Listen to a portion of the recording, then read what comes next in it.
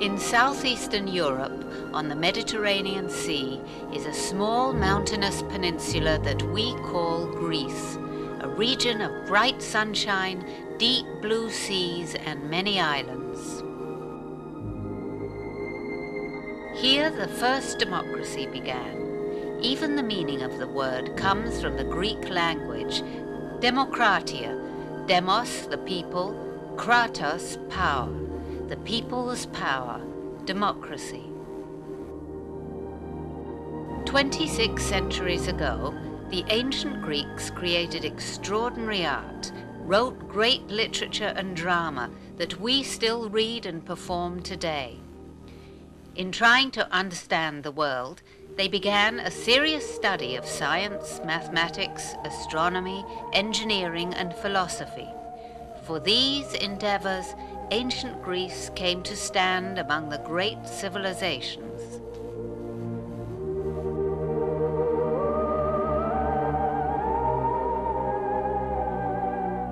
For at least 40,000 years in the region that became Greece, small bands of people roamed the land, hunting and gathering food. The warm, dry summers and mild, wet winters made it a good place to live. By 6000 BC, settlements began where people could live safely in the mountains and along the seacoast. The people grew barley, wheat, peas, and other vegetables. They raised sheep, goats, cattle, and horses. For the next 3,000 years, newcomers added ideas and skills to the population. The earliest European civilization was developed by a people called the Minoans on the island of Crete in about 3000 BC. Archaeological evidence of surviving bones shows the Minoans to be a racially mixed combination of many different cultures. Their origins can be traced to Anatolia, Syria, and Egypt. They took their name from the legendary king Minos. Historians thought him to be a mythical figure until the remains of his palace were found in the ruins of the city of Knossos. To survive on Crete, the Minoans began shipping and traded to the south and eastern Mediterranean. They grew prosperous and enjoyed a surprisingly modern standard of living that was superior to others of the time. They built great palaces, produced distinctive art, and held festivals. The most famous image of Minoan life is the bull ritual. Minoan artwork shows athletes leaping or somersaulting over charging bulls in clearly exciting and exacting events, though it's not clear whether this was for a religious purpose or sport. The southernmost portion of Greece, known as the Peloponnese, is closest to Crete. In the northeastern area were three important settlements, Mycenae, Tiryns, and Argos. On the west coast was Pylos. To the south was Sparta, and to the north Corinth, located at the southwestern end of a narrow bridge of land known as the Isthmus of Corinth. To the north of the Peloponnese is the Gulf of Corinth. Northeast of the isthmus were Athens and Thebes, which in those early times were small and insignificant settlements. As a result of Minoan influence, Greek merchant ships expanded the influence of mainland Greece to Crete. This was the beginning of the Mycenaean age. Just how the Mycenaean civilization emerged is not clear. A wealthy society whose settlements were protected by great walls, the Mycenaeans took over Crete and settled the island of Cyprus. They expanded trade to the Black Sea, Egypt, Sicily, and Sardinia, and even sailed as far as Britain. By the late 12th century BC, Mycenaean influence had come to an end. Just why is still a mystery. Perhaps a revolution, overpopulation, famine, and other factors brought about their downfall. People lived on a subsistence level. The art of writing was lost. Civilization receded. Greek history entered a 300-year period about which very little is known. Driven by poverty and hunger, people began to migrate from the mainland of Greece to seek safety and new farmland on the coasts of Asia Minor and the eastern Aegean islands. This shift in population began around 1,000 years before the birth of Christ and continued for the next 200 years. As hard as times were for everyone, it was a major turning point in the history of Greece. Poverty and desperation had caused the Greeks to colonize. They grew prosperous and powerful. From about 730 BC to 500 BC, Greek colonization expanded over Sicily and southern Italy. It spread from the Black Sea coast to Spain and beyond. Corinth founded Syracuse and Corcyra, which today we call Corfu, and Massilia, which is modern-day Marseille. The Egyptians, who had never been a seagoing people, allowed the Greeks to establish a trading post at the mouth of the Nile, which became the city of Naucratis, meaning ruler of the sea. Greek influence was so widespread that it was possible to travel from the south of France to India and to communicate entirely in the Greek language. Trade flourished. Olive oil, wine and pottery were exported.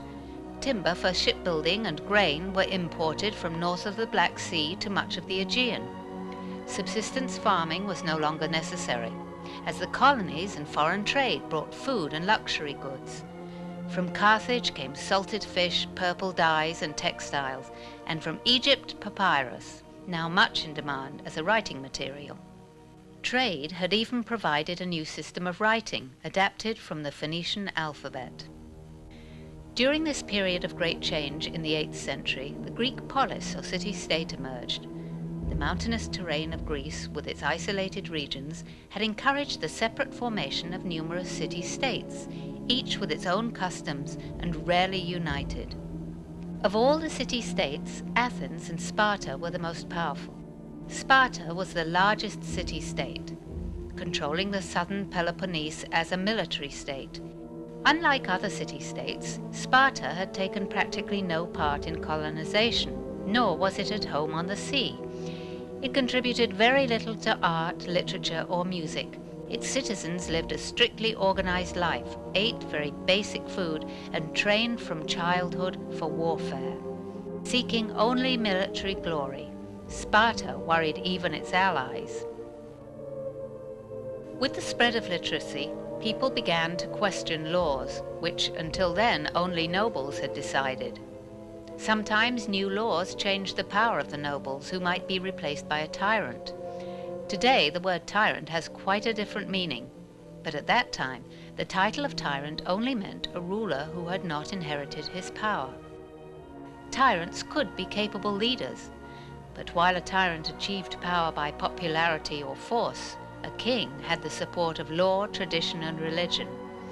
Sparta outlawed tyrants, but also limited the power of their kings.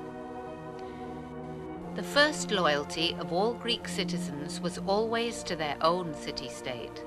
However, several factors gave the ancient Greeks reasons to think of themselves as one people. They wrote and spoke a common language, but with many dialects.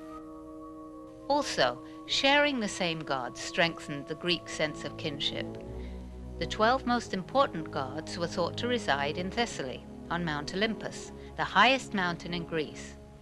Sacred to all the people were Zeus, the sky god and the father of gods and humankind, Hera, who protected marriage, Poseidon, god of the sea, Demeter, goddess of crops, Athena, goddess of art and wisdom, Apollo, god of prophecy, music, and poetry, Artemis, protector of animals, hunters, and women in childbirth, Ares, god of war, Aphrodite, goddess of love, Hermes, messenger and protector of travelers, Hephaestus, blacksmith to the gods, and Dionysus, god of wine and drama. Another common factor was the Olympic Games. They began as a religious festival at Olympia. From 776 BC, the Games were held every 4 years. Athletes from all over the Greek world competed in running, jumping, javelin and discus throwing, chariot races, wrestling and boxing. Other athletic games were held, but the Olympic Games were the most famous and so important that wars were sometimes suspended so that the games could continue on schedule. Beginning in about 600 BC, many city-states began minting coins to replace bartering and the arbitrary use of broken bits of silver and gold. Coins established a dependable standard of fair value, but also caused problems. Prices rose. Farmers and poor people were sold into slavery for debts. Slave labor made wares cheaper, but much harder for artisans to sell their goods. In order to maintain prosperity, people argued there had to be equality. Sparta simply forbade the use of money and kept its people to a basic standard of living. Athens took the first steps towards democracy in 594 BC by electing a respected nobleman named Solon to be the ruling official and lawgiver. Solon was a wise statesman and poet who had become rich as a merchant trader. He introduced economic reforms that cancelled all farmers' debts and mortgages. He forbade the sale of people into slavery for debt, and he set many slaves free. He established a people's court to give citizens a voice in their government.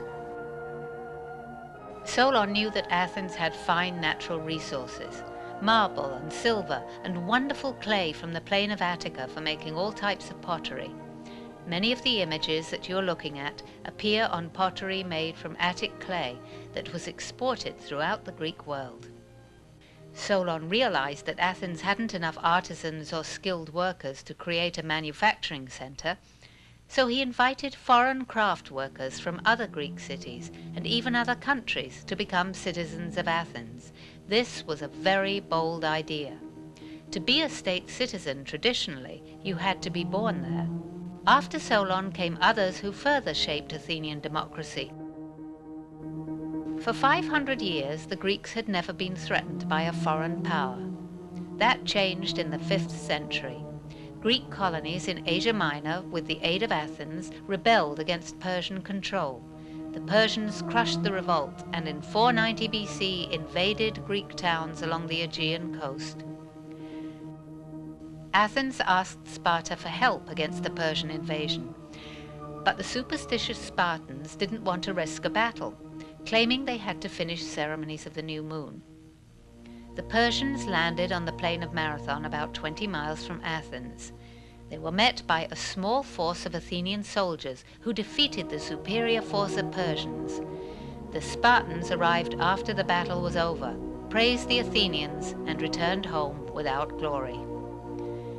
By the mid-5th century BC, Athens was the most vital cultural center of all Greece, with almost total political, economic, and military control, except over rival Sparta. The standard of living rose, and the state supported religious, dramatic, and other festivals. This was the golden age of Athens, with the central figure being a great statesman named Pericles. Between 447 and 438 BC, the Parthenon, among other notable buildings, was built on a hill called the Acropolis. Ictinus was the major architect of the Parthenon.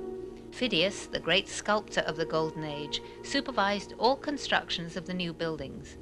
The structures, unlike the white marble we see today, were painted in brilliant colors. Under the guidance of Pericles, the power of the assembly, law courts, and all its institutions were under the full control of its citizens. Pericles had all council members and jurors paid and fed so that even the poor could serve and their families would not suffer a hardship. From a modern perspective, Athenian democracy was flawed in some respects. Slavery existed. Women were denied many rights. They had no vote or role in politics. Respectable women rarely appeared in public, except for weddings, funerals, and festivals. Female servants and slaves actually had more freedom to go out in public, to shop and return with news for the women of the house. The first responsibility of the man was to provide food for his family. Women were expected to run the home, supervise the slaves, and raise the children. Girls had little education other than basic reading and writing, A girl was taught to spin, weave fabrics, and perform other domestic duties. Boys were required to learn reading, writing, mathematics, music, and athletics. A smart boy might study rhetoric for a public office, but only after he was 18 and had served 2 years of military service. The enlightened influence of Athens began to cause resentment among many city-states. Democracy was a threat to those states governed by tyrants and kings. Sparta, dependent on a large slave population, viewed Athens with a mixture of contempt and envy.